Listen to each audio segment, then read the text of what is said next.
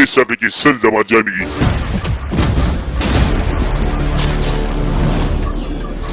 Ba wai dan iya ta'addancin da aka yi wa iyayena ba kawai, har da wanda aka shirya wa kasar. Ta hakan ne kadai za a yi maganin waɗanda suka shirya. A duk sanda yaro ya ce maka zai haɗi gatari, kawai ka saka masa kuta. Daga nan ne zai gane zai iya ko ba zai iya ba. Anya ko wannan yaron ya kamata mu sa a wannan aikin mai ta? Ba ma da wani sama da shi. To duk matsalar da aka samu kai ma za ta shafe ka.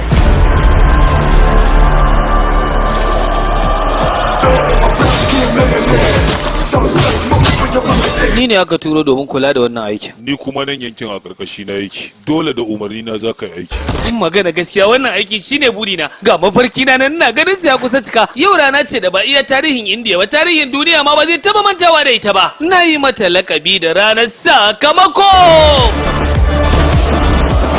Dama wannan shine aikin da ya kawo ka? Ba zan iya jurewa bane ba.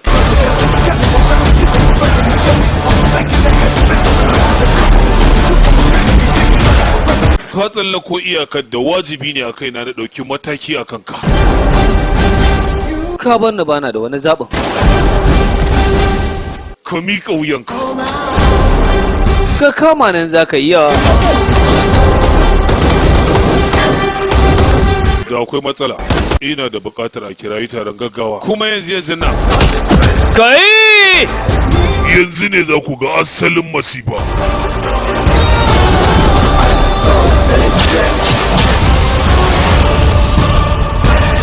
Ba yi aiki da waɗannan bindigogin sai da rigar kare albarushi. To ka cire maganar rigar kare albarushi ba, shi ba riga yayi. Are you ready, boys? But you never want the smoke. If you flashing all the guns on your life, you a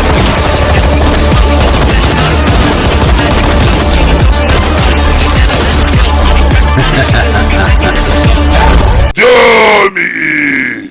Sabon kamce daga kamfanin Sultan.